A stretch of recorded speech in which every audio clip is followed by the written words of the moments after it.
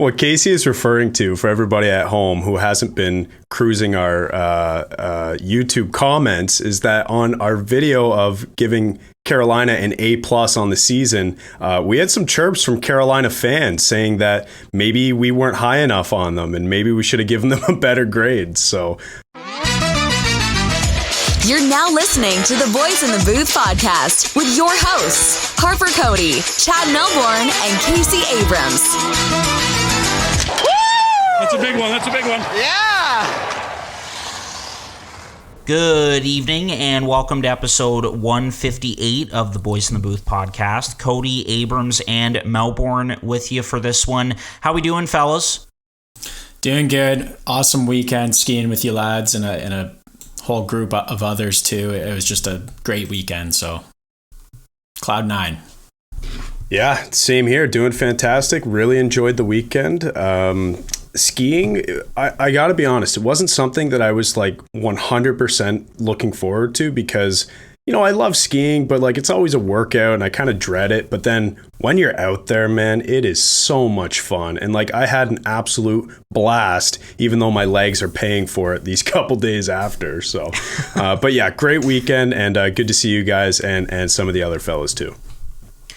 Ditto, fellas. Fantastic weekend up in Collingwood for your birthday weekend there, Case. And I've got the skiing bug now. I got to tell you guys after that. So that was a lot of fun and definitely plan on doing some more skiing in the future. I'd like to go more than once a year and plan on getting some of my own equipment as well because that was a blast. It was awesome. So Cloud 9 as well.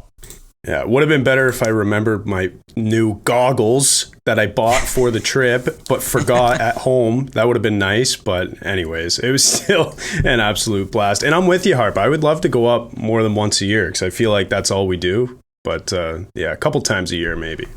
And hey, at least you were wearing goggles. I didn't have any goggles. So there you go. At least you got to have some. It was cold going up that chairlift, I'll tell you that. But other than that, it was great. That's my only complaint. So. Yeah, no kidding. All right, so this episode, we're wrapping up our in-season division grades, and we're going to be finishing off with the Atlantic Division. So we're not going to waste any more time. Let's get it going here, boys. So starting with the number one team in this division, the Boston Bruins. An incredible season so far, 7 regulation losses, and we're over halfway through the season, more than halfway through, I should say. And they've got 83 points in 51 games. Just incredible from this hockey team. Case, your grade for the Bruins. Yeah, well, I had to think about what I was going to do here because we realized that despite giving an A+ to Carolina, there's been a whole lot of whining going on from their fans. You know how they call them a bunch of jerks? Well, they should call the fans a bunch of whiners. So I was kind of thinking, you know, they expect a better than A+ grade for Carolina, even though we gave them an A+. So I'm going to give Boston an A++. Only one I'll be giving out, of course, this season. Just about everything's going right for this team. Got the second most goals for, least goals against, despite kind of being like a mid-pack possession team. They've got the best save percentage, their 6th best power play, best PK, second best on the dot, 10-2-1 in January. Carolina was 9-3-2. So yeah, a lot of positives for this team, kind of a historic season for them, way higher than we expected them to be. The only negative I have on my list here is that they're not Carolina, and so yeah. What Casey is referring to, for everybody at home who hasn't been cruising our YouTube comments, is that on our video of giving Carolina an A+ on the season, we had some chirps from Carolina fans saying that maybe we weren't high enough on them and maybe we should have given them a better grade. So I don't know how you can go up from an A+, but I guess Casey just showed us an A++ for the Bruins is fitting. And Case, I'll stick with that. I'll give the Bruins the same grade, man, because at this point in the season, I don't think anybody coming into the year, including Bruins fans, thought that they would be this good. And it's just been incredible to watch. As much as I hate to say it, they've been the best team in the league all season long, and nothing has gone wrong for them yet. 83 points. Fastest team to reach 80 points ever in the history of the NHL. And they've done it they've played 51 games and they have 83 points. So I guess they did it in 50 games, which is just ridiculous. Second best odds at the Cup right now. Carolina actually is number one according to Money Puck. Pasta because they had such pace. a great December. Make sure that you say that so the fans don't lose their mind. Oh my God. Yeah, and come for us and write novels in the comments section. But no, Pasta on pace for 48 goals, 116 points. Marchand is over a point per game after missing, barely a month with that injury at the start of the year. David Krejci is almost a point per game. They really missed his scoring last season. Bergeron is a Selke candidate again for, the 18th time in a row, and it's not just because of name recognition. He's been that good again. They've had some depth scoring from guys like Pavel Zacha. Lindholm has fitting great on the blue line, and like you said, Case, they're getting Vezina caliber goaltending this season. So literally everything for the Bruins is going right. It's an A++, especially compared to where we projected them to finish in the standings at the beginning of the season, which was to be about a bubble playoff team. They're certainly not that. A++. Wow, I didn't think we'd be getting into beyond A+ territory for grades, but anyway, here we are. You guys know that I've been, I've been pretty easy, but also critical at times with my grades, and that there's only one A+ team in my rankings or in my grades rather, and so of course that goes to the Boston Bruins. So an A+. It's just incredible to see the success that this team is having, and again, going back to our preseason predictions, I have this team as a bubble team outside the playoffs, but I'll never go against them again with this core, trying to keep that cup window open and just going for it this season. It's been incredible to watch, and we'll see what they do here. They've got to get past the re-signed. Obviously, that next deal is going to be huge. We know that they would like to add another defenseman at the trade deadline, either on the left or right side. So it'll be interesting to see what this team does. And as much as I've been critical of Don Sweeney and some of the decisions that he's made, he's made some moves here that have worked. Clearly, Pavel Zacha, as an example, has fit in really well with this team. And, a lot of people ripped the Allmark signing when it was done, but as much as it pains me to say it, being a Buffalo fan and him being next Sabre, he's been just absolutely unreal. So, yeah, A+ for the Bruins. We'll see how they do here. All right, fellas, we'll move on to number 2 in this division. And, of course, Chad, it's your Toronto Maple Leafs. 70 points in 52 games. A rough start with the California road trip, but since then, they've been very good. And so let's get some thoughts on the Leafs. Hey guys, there's no betting corner segment in this episode of the podcast, so I thought I would take this time to tell you a little bit about our newest sponsor, BetStamp, the line shopping app for sports bettors. Betting lines have different odds across each sportsbook, and by using the BetStamp app, you can line shop across all of those sportsbooks to ensure that you're finding the best value available on the bets that you'd probably already be making. Also, the BetStamp app allows you to track all of your verified bets across those different sportsbooks so that you can build a more credible record as a bettor, and it allows you to follow other winning BetStamp users so that you can instantly be notified of their picks. So click the link in the description down below to download the BetStamp app today, and when you do, be sure to provide the code BOYSINTHEBOOTH when prompted to do so to let them know that we sent you. Every download really helps us out, and it helps you out as well, so we would really appreciate the support. Thanks, guys. Yeah, I mean, this team, they can score, and they're expected to score a lot. They have the most expected goals in the league, despite kind of a lackluster season from Pappy. They've gotten it from other areas, especially non-all-star Willie Nylander.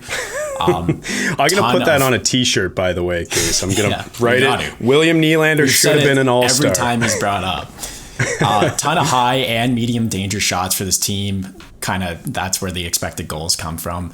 They're better defensively than I thought they'd be. They have the second most takeaways, but they also have the fifth most giveaways. So their games are just absolute ping pong matches. And they've gotten good goaltending, especially when Matt Murray's healthy, because then they have kind of a 1A, 1B going on. He's got to stay healthy for them, though. That's kind of the negatives I have for them, is this team just needs to stay healthy.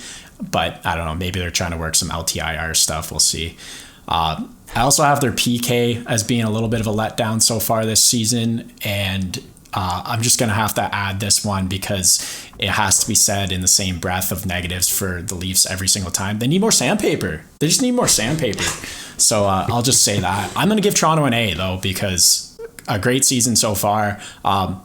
You could make an argument for an A+ for me, but I'm going to give them an A because of that PK. Yeah, no, I agree with you, Case. I'm also saying A, and actually I was between A and A- for my team, just because, there are a few things that haven't gone 100% right for the Leafs this year. One, as you mentioned, is Austin Matthews scoring at a reduced pace compared to his Hart caliber season or Hart winning season last year, scoring 60 goals. That's an incredible pace to set, and it's almost unfair to compare him to that pace. But you know what? This is the NHL, and you need guys to contribute at that clip if they're capable of it. Matthews hasn't been there this season, but I think he's been battling a knee injury right now, and I think his shoulder's been bothering him throughout the season. So, that's fine because guys like William Nylander have picked it up. John Tavares has been really good this season, and they're getting some good depth scoring as well. So I'm not overly concerned with Matthews because we're getting scoring in other places, and because I think his 200-foot game this season has been better than it's ever been, including last year where he got Selke nominations. So I'm not overly concerned with that. But the reason I decided on an A instead of an A- was because I looked at how many points they have through 52 games this year. I calculated the pace, and they're on pace for 110 points. That would be the second best season ever in the history of the Maple Leafs, second to last year where they had 115. So how can you really say that it's anything other than an A or above when they're on such a good pace right now? You mentioned the goaltending's been good. I think so as well. They do need to stay healthy. Samsonov is 14th in goals saved above expected, has a 913 save. Murray 20th with a 911 save. The one thing I will say, though, is that the bottom six for me has been a bit of a problem. They're not getting a ton of production from players in the bottom six. There's always going to be a guy like Yarncroke or Kerfoot who can give you 40 to 50 points or whatever. But I think they just need to add one more player up front, either to the bottom six to give you a bit more of a scoring option, or to the top six so that you're able to push someone down and get some more offense from the bottom six. Those are my only gripes with the Leafs. But yeah, all in all, giving them an A. I think it's been a pretty good season for them. And I think, again, they're poised to be cup contenders as long as they can get out of the first round. I'll give Toronto an A as well. I think that this season has gone a lot better than I expected, and I think a lot of people expected as well. And, really the only one concern that I had going into this season was the goaltending tandem of Samsonov and Matt Murray. Murray has struggled a little bit as of late. We talked about the glove hand being an issue and had some good laughs about him leaning to his blocker side and all of that. But, he's been good. He's been really good. It's been nice to see him turn it around. Clearly, he was in a situation that just wasn't working for him in Ottawa. And then Samsonov has taken an opportunity and ran with it here. I said that, if I had to pick which one would kind of emerge as the starter for whatever reason, I thought it would be the 25-year-old Samsonov.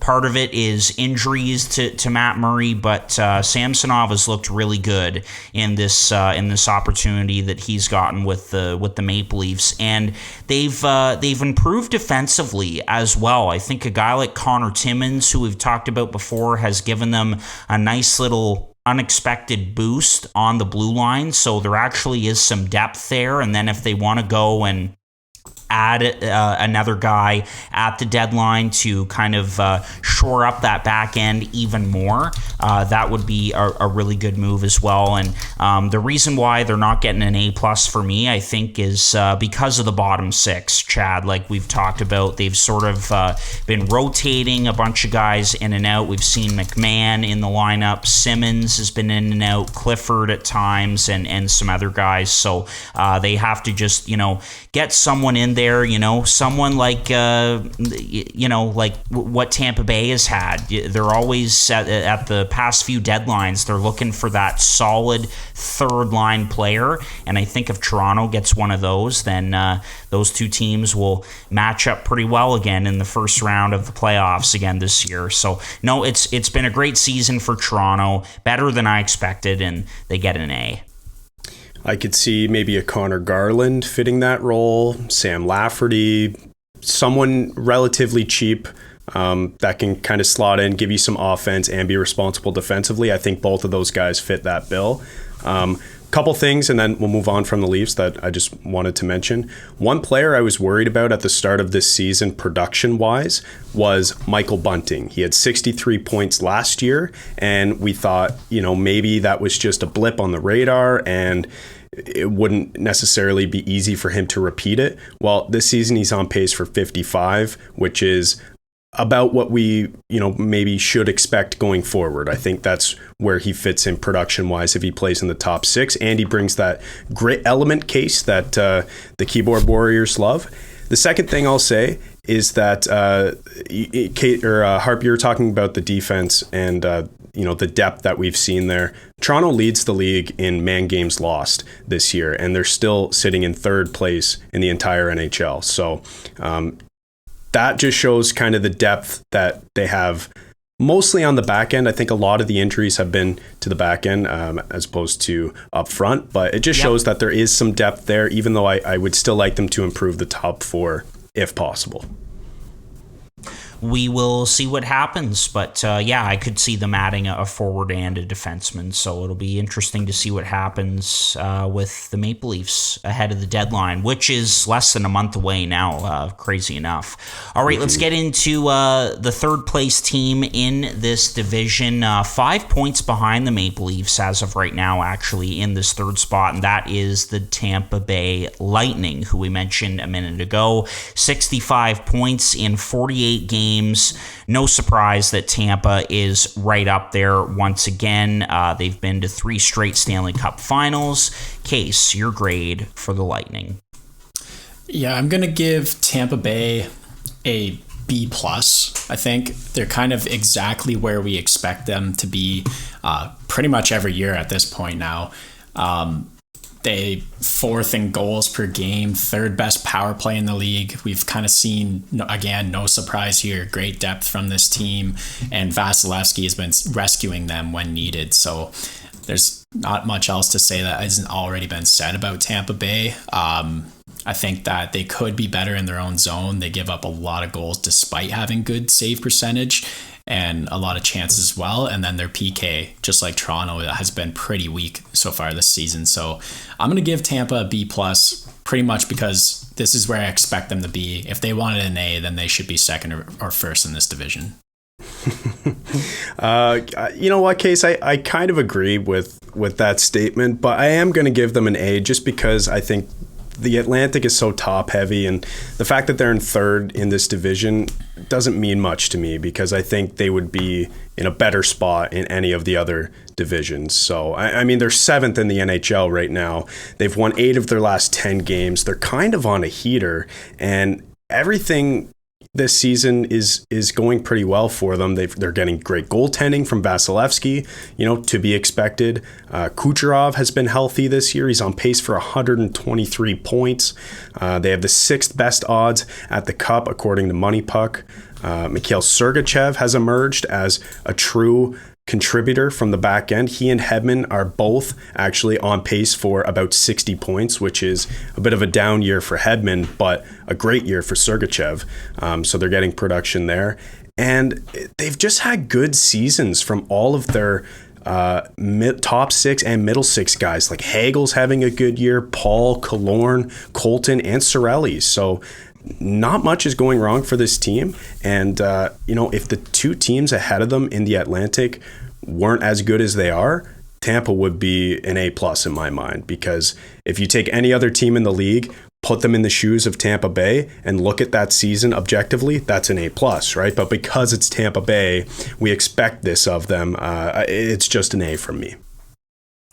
Yeah, I'll go with an A for the Bolts as well. Every time I think that this team is going to burn out somehow from all the hockey that they've played over the past 3 seasons, they just prove me wrong. They constantly have guys that are just ready to come into their lineup and contribute right away. And, for example, you look at this offseason, they lose a couple of key guys who meant a lot to them, and Andre Palat and Ryan McDonough. Well, Brandon Hagel steps up. He's having a career season. You've got a player like Nick Perbix who just gets inserted on the back end, and it looks like he has been there the entire time. They're such a deep organization.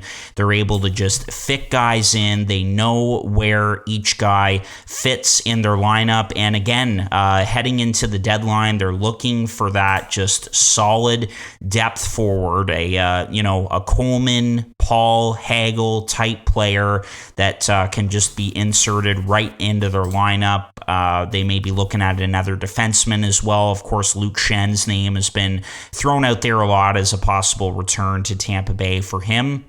Who knows? But this team just needs to be in the playoffs. Doesn't matter where they are, and it would not be surprising if they went to their 4th straight Stanley Cup final. That's how good they are. That's how resilient this team is. So even though they're 3rd in this division, I give them an A. Yeah, at the deadline, I think it would benefit them more to add on the back end. Like, just looking at their back end compared to previous years, it's definitely not as deep. Losing McDonough, even though you had to for cap reasons, it's a big loss. And even though they're still so good, I think another defenseman would be the best case scenario for them at the deadline. I think you guys have convinced me to give them an A-. How about that? Hey, fair enough. Hey, there we go. All right, let's move on to the team in 4th place in this division, and happy to be talking about these guys this early when doing our in-season grades for this division, and that is, of course, the Buffalo Sabres. 56 points in 50 games so far this season. They've been a lot of fun to watch. They're young, if not the youngest team in the National Hockey League this season. So let's hear your thoughts on the Sabres, boys. And now, a word from our sponsors. This podcast is sponsored by Liquid IV. Whether you're staying active or nursing a hangover, Liquid IV has you covered. Just 1 stick of Liquid IV in 16 ounces of water hydrates faster and more efficiently than water alone. It contains 5 essential vitamins, B3, B5, B6, B12, and vitamin C, with 3 times the electrolytes of traditional sports drinks. It's made with premium ingredients, it's non-GMO, and it's free from gluten, dairy, and soy. There are plenty of awesome flavors, but my personal favorite right now is lemon lime. So get 20% off when you go to liquidiv.com and use the code boys_in_the_booth at checkout. That's 20% off anything in the store when you order using the promo code boys_in_the_booth at liquidiv.com. Experience better hydration today with Liquid IV. This podcast is also sponsored by the best ticket app out there, SeatGeek. SeatGeek takes the confusion out of buying tickets, making it quick and easy to get the best deals on tickets to your favorite sporting events. Plus, Boys in the Booth listeners get $20 off their first ticket purchase on SeatGeek with the promo code Boys in the Booth in all caps. So click the link in the description down below to download the app, and remember to get your discounted tickets using the code Boys in the Booth in all caps. Get great seats for a fraction of the cost with SeatGeek. Yeah, I also, now that I've given Tampa an A-, I gave Buffalo a B+. I also thought about an A- for them as well, but there is kind of a glaring weakness going on that is teeter-tottering their season in my mind.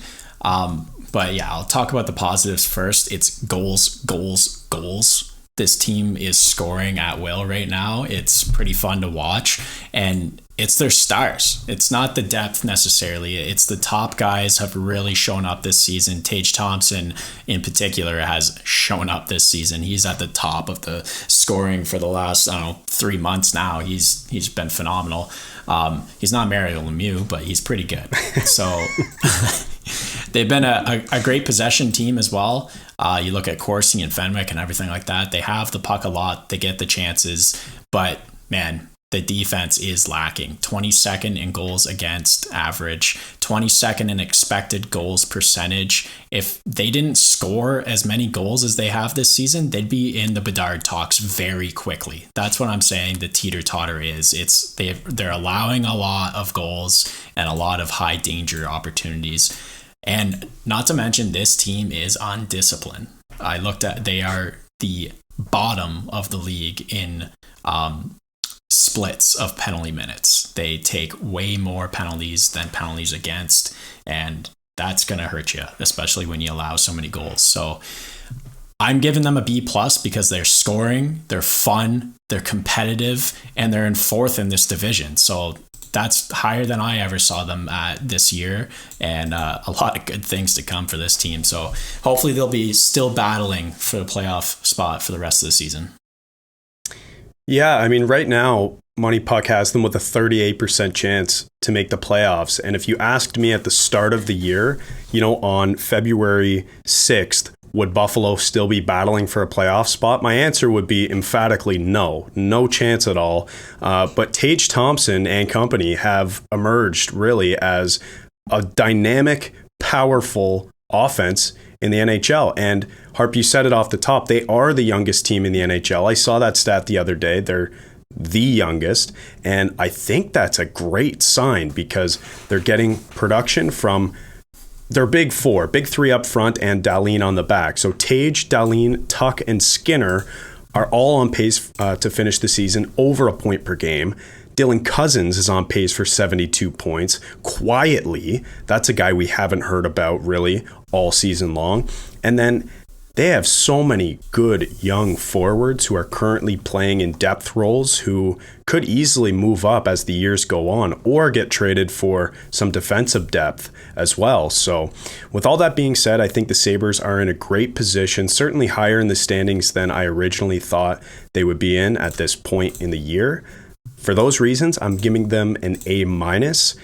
If you asked me even today, though, if I think they're going to make the playoffs, I would still have to say no. I think the top 3 teams in the Atlantic will likely make the playoffs, and then the top 5 teams in the Metro. I just think those bottom 2 teams in the Metro, those 4 and 5 spots, like it'll probably be like Pittsburgh, Washington, maybe the New York Islanders if they can squeeze in there. I still think they're further along than Buffalo is right now, but I think Buff is in a great position going forward, and it's super exciting to watch. Yeah, I mean, most of me talking about my team here is going to be just repeating a lot of what you guys had to say. It was great to hear your thoughts on the Sabres, and certainly didn't expect them to be in this spot. And even if they don't make the playoffs ultimately at the end of the season in April, just great to see that this young squad has really taken a step, and I really feel like they're ahead of schedule in my opinion. And at the end of last season, seeing how well they played in the second half of the year coming into this season, I never pegged them as a playoff team or being in the race, but just to take a step to progress and maybe even be a little over 500, just to take a step, have some growth and development and all of that. But to see this team playing meaningful games here in early February, where a lot of their games lately, because I've been watching a ton of Sabres hockey lately, and every game just kind of has that playoff feel to it for this hockey team. So that's great to see for such a young group. You mentioned Thompson, got the jersey in the background. Last season was a huge breakout year for him, but now he's emerged as one of the elite players in the National Hockey League. You look at the season that Alex Tuch has had and kind of, emerging as a star winger, and Rasmus Dahlin, another one in particular, who finally we're seeing that Norris Trophy caliber defenseman that we hoped he would start showing after we picked him number 1 in the 2018 draft. With all that being said, got to give them a B+. Very happy with where they're at right now. But I do have concerns of my own. And Case, you mentioned it right off the top. It's on defense. I think that I would really like to see them add another defenseman. I know Jacob Chychrun's name has been rumored with this team and all of that, but we'll see. I would like to see them add someone on the back end, particularly someone to play with Ilya Lyubushkin on that third pair, and give Jacob Bryson a bit of a break, a smaller, younger defenseman, because I do notice a lot of D-zone coverage issues with this team, and you're going to get those when it is a young defense group. When you're looking at it, you've got Dahlin, Samuelsson, and Power, who they ride pretty hard. They're all young. Jokiharju and Bryson are still young, and then Lyubushkin is really the only veteran back there. So it's a young D group, and yes, they score a lot of goals, and as Don Granato has said, good teams have that ability to outscore their problems. But as we get into the latter parts of February and into March, and that first week of April or so, teams are going to be bearing down defensively, and there are going to be those scoring problems. So when we have those, the question is going to be, how do we defend against the opposition? So that'll be something that I'm going to watch. And also the goaltending. We haven't really mentioned Ukko-Pekka Luukkonen yet. Definitely didn't expect him to be as good as he has and to take this step this season. I think that he's ahead of schedule, and again, it was kind of a question mark on how he was going to do this season and where he was going to be after the signing of Eric Comrie. But Comrie has struggled a little bit. He's had some injuries.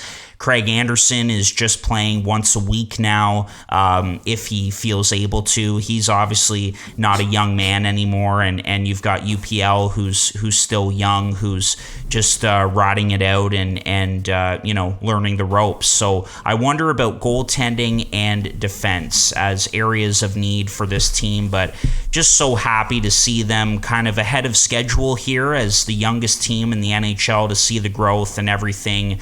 I don't remember when I've been this happy, this pleased, and this satisfied as a Sabres fan than I currently am right now. So plenty of good things to come. If they don't make the playoffs, that's okay, but they're playing meaningful games in February, and we haven't been able to say that for a long time. So all in all, I'll give them a B+. Yeah, no kidding. What I want to say just to wrap up on Buffalo is that, speaking of their goaltending, I think it has been a bit of a wild card this year. If you're the Sabres and you're going into next season expecting to compete for a playoff spot, because I think that would be a reasonable expectation now after showing what you can do this year, I think goaltending needs to be addressed. Eric Comrie, I don't know what kind of goalie you're going to get next season. And for UPL, he's been fine. He has a positive goal saved above expected, but he has a 900 save. So it's one of those things where if you're going to be a contending team, you need a goaltender or two. And maybe with UPL and Comrie, one of them emerges next season as the starter, or maybe you can do a tandem situation until one of them emerges. But for me, that's still a big question mark with this team, even more so, I think, than the defense, because I think on defense, you can just kind of write it off and say, okay, they're all very young. They're going to naturally grow. But for the goalies, I think a decision needs to be made. Is UPL the guy? Is Comrie the guy? Is it a tandem situation? Just because, Anderson is old now. He likely won't be back next season. So that's just a concern I have going forward for the Sabres. Yeah, it'll be interesting to see what this team does at the deadline, but we know that they're not going to rush this. Kevin Adams is not going to do that all of this is on the young players and their growth, and he doesn't want to box anyone out, which I really like. So anyway, we'll see what happens, but so far so good for the Sabres. All right, bottom 4 teams in this division now, and that starts with the Florida Panthers in 5th spot. President's Trophy winners last season. It's been a very up and down year for the Panthers. Of course, Florida was the host of the NHL All-Star Weekend this past weekend that we all saw. 54 points in 52 games for the Florida Panthers. Case, let's go to you with a thought on the Panthers. I'm probably not as hard on the Panthers as most people are. I'm going to give them a C+. I thought about a B-, honestly. It was a terrible start, but they've been good as of late. And I think they're going to continue to get better. They outshoot their team or their opponents like crazy. They're another great possession team. They've like 3rd in expected goals, right behind Carolina and Toronto, 5th best in expected goal differential. Like, this team should be doing better than they are, and not just on paper, but analytically as well. So yeah, the negatives are that they've had a terrible start and they're allowing a lot of goals, 25th in goals against, but that was the start of the season, and it's also a lot to do with their one of the league's worst penalty kills. So I think that this team can turn it around pretty quick, and I don't think that they're as bad as people are giving them for. Obviously, a lot of that's coming from their success last season, but I wouldn't be surprised if these guys are still fighting at the end of the season for a playoff spot. I think that's a pretty accurate assessment of the team, Case. Money Puck still has them at a 31% chance to make the playoffs.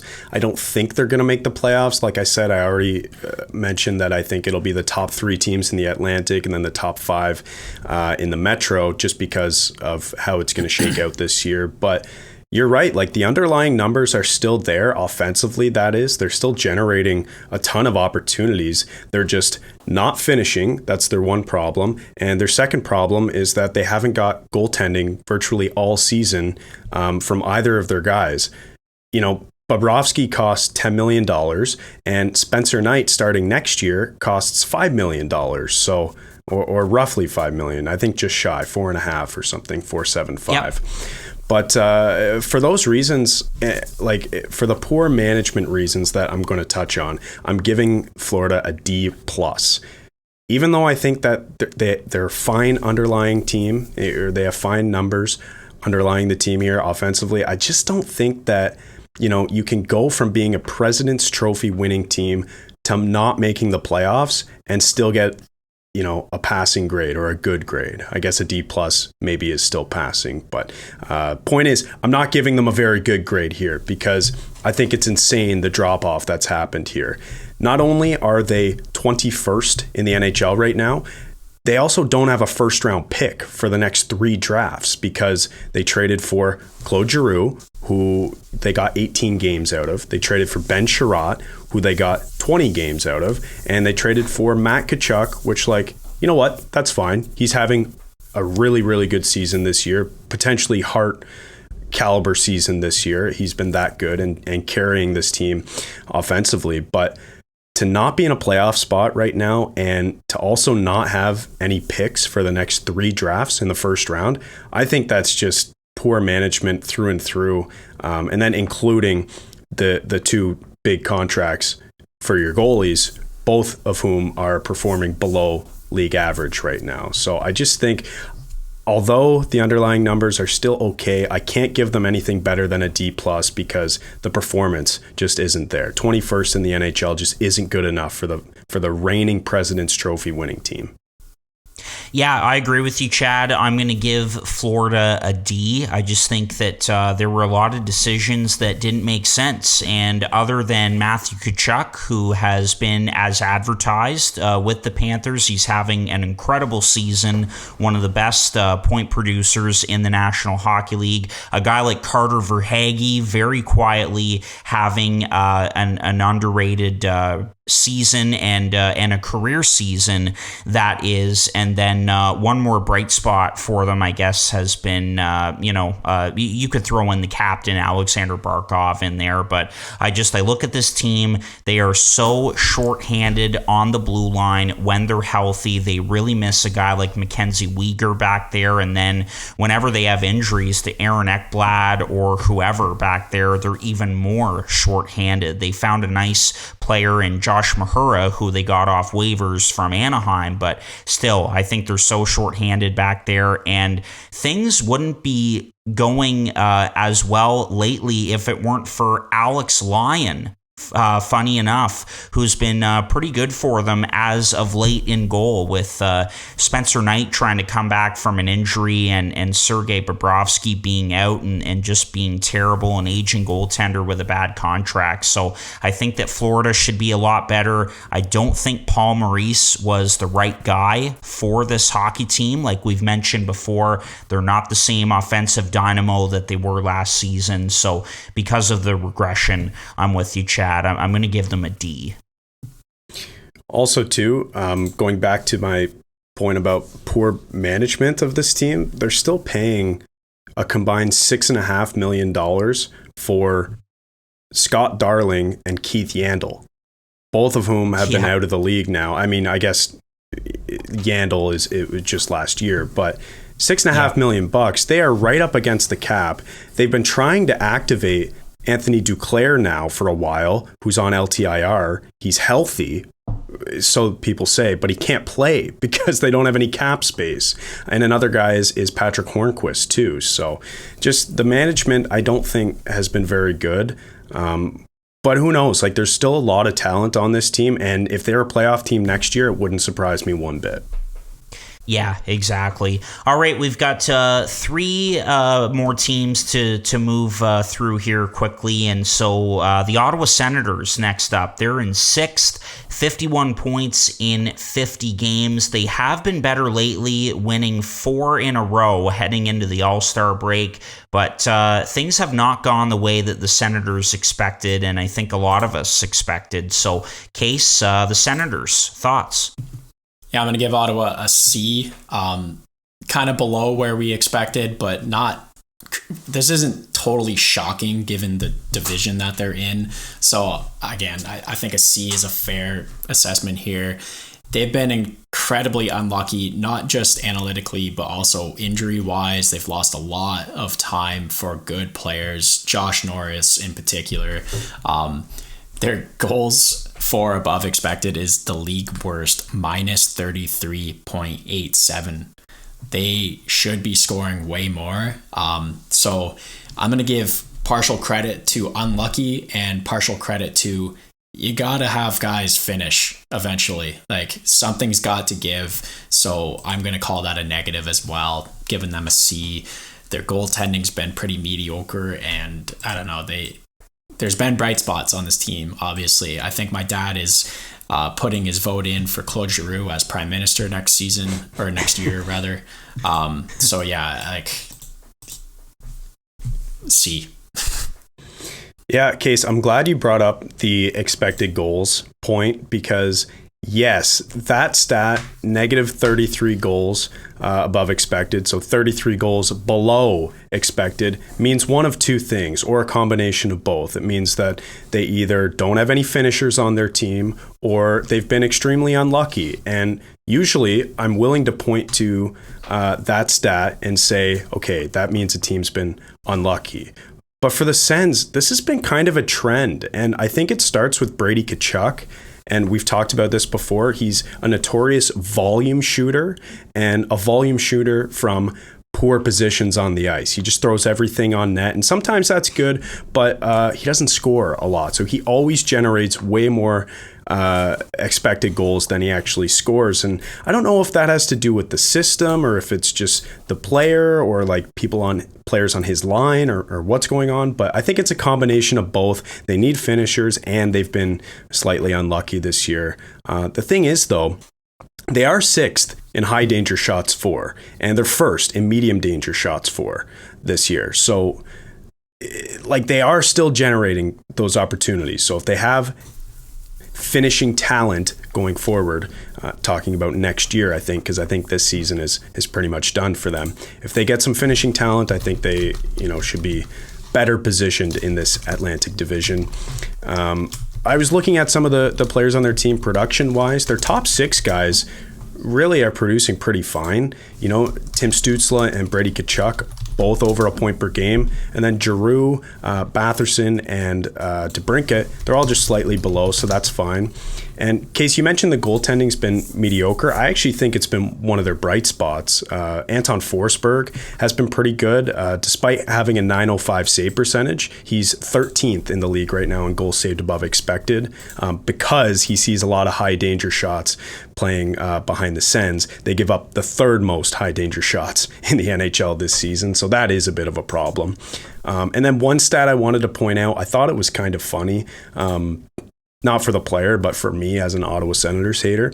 Drake Batherson is -30, guys. He's a -30. Like that stat or not, it's one of those things that if it's that egregious, I think you have to point it out. So I am a -30 on the season. At the end of the day, though, their possession numbers aren't that bad. They're just not scoring as much as they probably should. And for all of those reasons, I'm giving them a C+, and I think they'll continue to improve next season. Yeah, I'll give the Senators a C. It's been a little disappointing to see them in this position. I picked them to be a playoff team, or at least on the bubble, fighting for a spot. And, given how the season has gone and where they've been at times, again, they had just a brutal month of November. Being 6 points out at the All-Star break is not too bad, but the math is not their friend. It's an uphill climb for them at this point to get back in. And, I look at a couple of things. Yes, it sucks that Josh Norris is now out for the rest of the season, but they are just unbelievably shorthanded in their forward group without him. You look at their lineup after with Norris out, and Shane Pinto just isn't a second-line center. I think he's a very good third-line center, and he's still very young. And then you have Derek Brassard in that spot at times, which just is not going to work at his stage and in his career. So that's one thing. And then the other thing, they need a defenseman so badly, I think. And so we've been hearing rumors lately that they are looking at adding a defenseman that can really help them in their top 4. And so it's kind of weird to look at them as, trying to buy a defenseman who's going to help them at this point with where they're at outside of a playoff spot and their season likely over. But I do like that, they're just not going to be content with selling and the season's done and all of that. Get a guy who can help you on the back end, build some chemistry up back there, and get some momentum heading into next season. And then you're looking at these guys to take a step next year that they probably should have this season. So hasn't gone the best for them, but they've been playing well lately, winners of 4 straight. And so with all that being said, I'll give the Sens a C. Yep. All right, 5 minutes to cover the last 2, Harp. Speed round. Let's do it. Okay, here we go. Detroit Red Wings in 7th, 50 points in 48 games. I think, another team kind of in the same spot as Ottawa, tried to speed things along, spent some money in the offseason and made some deals. Case, I know you were high on the Red Wings going into this season. What do you have to say about them at this point? Yeah, I was expecting them to be in a Buffalo type situation, but they're not. They're just simply not. So I'm giving them a C- because I think given where they are with the youth and with their prospect system and everything, it could be worse. Like having a chance to get Bedard isn't the worst thing in the world for these guys. They're going to get a good pick regardless. And that Stevie Y is going to pick the right guy.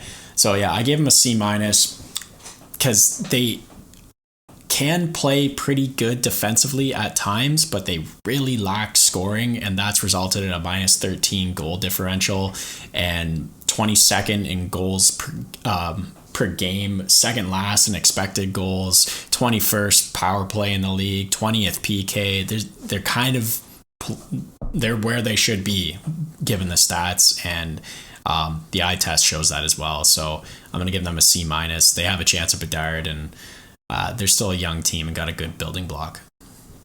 Yeah, because they have a chance at Bedard, Case, I'm going to go 1 up on your grade, and I'm going to give them a C. It's a bit disappointing where they are in the standings, considering how many weapons they do have on the team. But they just haven't had great seasons from some of their key guys. Like Moritz Seider hasn't had a great season. Lucas Raymond hasn't had a great season. So maybe a bit of a sophomore slump for both of those players. But nevertheless, they have the 8th best odds at Connor Bedard. And for this young, talented team, that can't be a bad thing. You're right, Case. They need to score some goals. Basically, looking at all of their team stats, they are in the bottom third in almost every category across the board, offensively and defensively. It was really, really weird how perfectly they fit into that category of being bottom third in basically every measurable metric available. But yeah, that's just where they fit in. I will say, though, and Harp and I were talking about this on the car ride home from Collingwood the other day, Steve Yzerman has had a couple misses, in our opinion, not only with drafting, but with signing too. So we think of Steve Yzerman as a GM that is otherworldly and not human and infallible, but a few misses recently, like, the one obviously is Zadina, who I picked to win the Calder Trophy, so I missed on that one as well. Sebastian Cossa, the goalie they just picked over Jesper Wallstedt, that's kind of tough to look at because his numbers in the ECHL have been bad and his numbers in the AHL have been even worse. And then compare that to a guy like Jesper Wallstedt, who's having an incredible year in the American League this year. It's just kind of tough to look at. And then, there are some others here too, like Jacob Vrana in the minors, something going on there. And that trade seems like a wash. At least they got the pick for Mantha, but Vrana, even though he's a point per game in his limited time there, hasn't really amounted to much. Nedeljkovic is in the minors right now. And then Hellberg and Husso both haven't been very good as Nedeljkovic's replacement. So, and then Ben Chiarot is another one where I just don't think they needed that player, and I think they could have waited or at least evaluated their team a little bit further before signing that player. So there's a lot of things here where I just look at Detroit and I look at Stevie Y and think, maybe he is human, despite being very good. I think I agree on the signing stuff. I don't know about the drafting. I'm pretty sure Zadina wasn't him. But yeah, I see what you're saying. Yeah. I mean, that is a good point, too. Zadina could have been Ken Holland at that time. He was drafted in 2018, so I think it definitely was. True.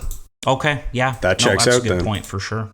But, just as a whole, whichever regime it was or not, there have been some misses by this organization. And, reality has clearly set in, like the Senators, they tried to speed things along when maybe the more patient approach is better, like we're seeing with the Buffalo Sabres. So I'm going to give Detroit a C-. I just think that, they've a lot of inconsistencies this season, particularly in net, where we did not expect Magnus Hellberg to be above Alex Nedeljkovic, who's with Grand Rapids. So, but this team has a bright future. Guys like Seider and Raymond are figuring it out. A bit of sophomore slumps for them, but they're great players. Big parts of their future. They got another great pick in Marco Kasper last year, so not worry about this team moving forward. And just like the Senators, expect them to be better next season. So I'll give Detroit a C- at this point. Last team we'll quickly run through, and that is the Montreal Canadiens. Last place in this division, 44 points in 51 games. I think this is where we kind of expected Montreal to be in their rebuild as it continues. Case on the Habs. B for Bedard. I'm going to stick with that. They've got a great chance at him, so that's what I'm going to give them. I don't have a lot to say about them because there's really not a lot going on good here and tons of bad. That's why they are where they are. A lot of underperforming going on in this team, especially by their stars. I expect Suzuki and Caulfield to be a little higher in the old points per game category, but I don't know. That kind of just comes with being on one of the bottom teams in the league, so I can't blame them too much there. And yeah, I don't have a ton to say. B for Bedard. Yeah, same here. B for Bedard, and right where we expect them. Pretty much fourth best odds at Bedard right now. Pretty convenient that Cole Caulfield is injured and out for the rest of the season. The tank is in full effect, and they should sell. No one tanks, Chad. Yeah, no one tanks, but they should sell everybody at the deadline who they can and go for Bedard because he's a franchise changer. For the first time, I'm going to hop on the B for Bedard train as far as grades are concerned. So, yeah, I'll give the Canadians a B. It's funny, though, like earlier in the season, they were playing well enough that maybe this team could have a shot at squeaking in, but as the year has gone on, they've showed that this is the spot that we expected them to be in. We have seen some growth, though, out of young players. Montembeault looks like he's a part of the future. He's really been great. Kirby Dach, too. What an addition, and he's been great as well. But, yeah, and this team also, they just can't defend. There's not enough experience back there, and the blue line is just not good enough. But Kent Hughes has done a great job so far. Expect him to make some pretty good deadline deals, and this team is on their way. So I'll give them a B. All right, I know we got to wrap up here, and we will do that now. So again, thank you for listening to episode 158. That does it for our in-season grades for all 4 National Hockey League divisions. Thanks again. Enjoy the hockey this week, and we'll talk to you again next week. This has been another episode of Boys in the Booth with Harper Cody, Chad Melbourne, and Casey Abrams. Connect with the Boys in the Booth on Instagram, Facebook, and YouTube at Boys in the Booth. Visit boysinthebooth.com for show details. And don't forget, you can become a patron of the podcast for just $1 a month at patreon.com/boysinthebooth.